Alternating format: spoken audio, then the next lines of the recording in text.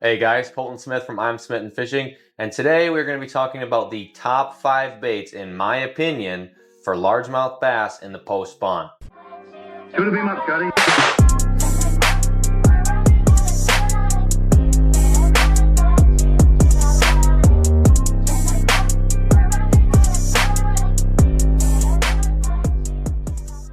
Bait number 1.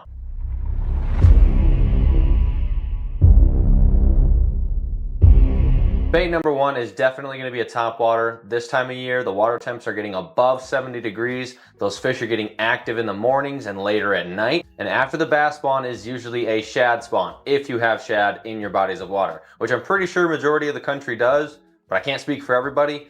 But if you do have shad, you will want to look for a shad spawn, and these shad are going to be spawning early in the mornings, low light conditions, even later in the day if it's a little bit cloudier.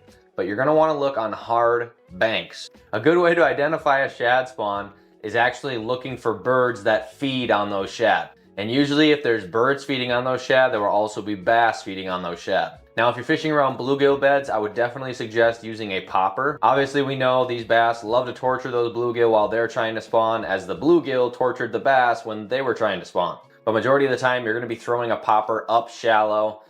Really anywhere that there's bluegill beds you can see, either in the water or on your side imaging, down imaging, whatever it may be. A buzzbait also works very well this time of year if you can catch those fish kind of pushing out of their spawning areas out into the main lake points or secondary points. They may be pushing towards the end of those creek channels, getting back to the main body of water. There was actually a guy from the MLF here last spring that was fishing just outside of a creek channel, and it was about 8 to 9 foot of water, but there was a high spot that was about 4 or 5 foot of water, and he was casting up onto that high spot and bringing it off that edge, and he was just getting smacked by these largemouth. Again, we do know you can use buzzbait shallow, you can use them around pads, you can use them around docks. They will work very well. I was just suggesting that method as another area that you could possibly look for these bass to be biting on your buzzbait. Lure number 2.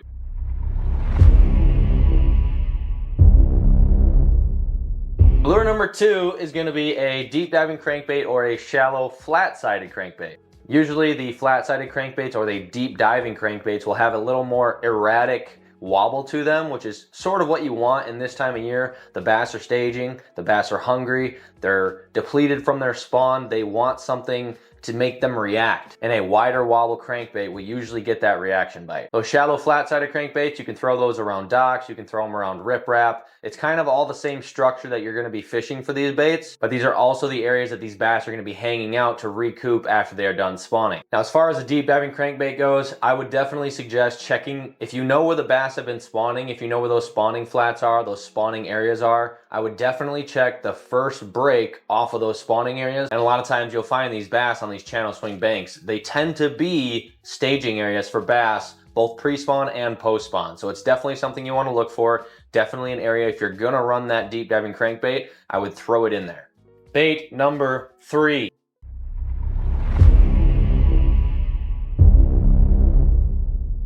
Bait number 3 is going to be a swim bait. I absolutely love a swim bait. I will throw a swim bait almost any time of the year. It is a very consistent bait. It looks natural, it swims natural, and it just catches fish. You could have it on a 3/8 ounce jig head. You could have it on an 1/8 ounce jig head if you're going for smallmouth, you want to be more finessey. But a swim bait is such a consistent bait, and you can throw it almost anywhere. They have multiple variations. They have weedless versions. They have finesse versions. But I'm telling you, if I can stress one bait in this video, it is a swim bait. They are so consistent, so realistic, and they catch a lot of fish. Now again, a lot of these baits are going to be presented in the same areas because these post-spawn bass are going to be in the same area regardless of what lure you're using. You just have to identify that area that those fish are in and choose the best lure that you think is going to catch those bass with the conditions that you are currently faced with. But just like the other baits, you can throw this swim bait on grass lines, you can stroll it above the grass lines, you can throw it around docks, you can throw it around riprap. That is one of the places I have the most success, is hard bottom riprap.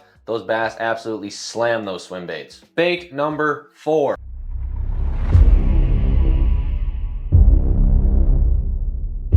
Bait number 4 is going to be a top water frog. Now, I don't so much like the popping style frogs. I like the walking style frogs. I will throw a walking style frog on isolated lily pads. As we know, this water is getting warmer, the weed growth is getting more dense, You can throw these frogs on mats, you can throw them on isolated stem pads, you can throw them on docks, you can throw them in undercut banks. A frog is such a versatile lure, and honestly, just catching a bass on a frog is so rewarding, and it's one of the most fun fights you can have. Throwing a frog this time of year can be a very good lure because those bass haven't been presented a lot of frogs yet this year. So if you can find those males that are guarding fry, or you can find those females that are laying up under a lily pad trying to recoup from the spawn, you can almost guarantee that you're gonna have one hell of a fight and a very fun time catching that fish. And that brings us to bait number 5, the good old traditional Texas rigged worm. This can be a curly tail, this can be a Senko, it really doesn't matter, but you have to pick a worm in regard to the style and the speed you want to be fishing at.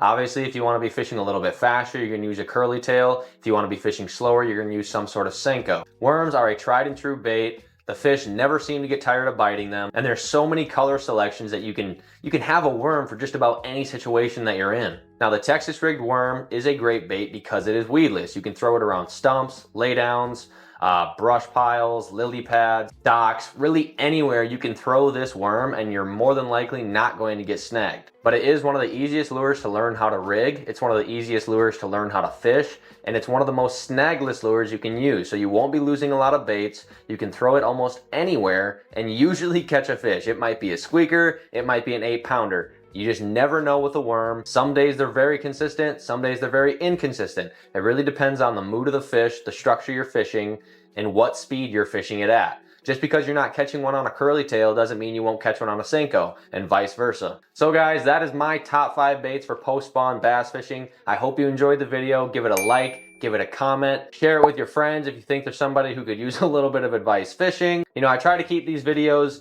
as entry level and as experienced as possible. I hope that if you are an experienced angler, you can learn something from this video. And if you're a new angler, I really hope you're learning something from this video. But if you wouldn't mind, please give the video a like, a comment, subscribe if you haven't already. We're gonna be doing multiple videos like this. I wanna get into the certain baits for certain seasons, certain areas to fish for certain seasons. I really want to make everybody a better angler, including myself. You guys have a great day. Hit that subscribe, and thank you for watching. It's going to be much, Scotty.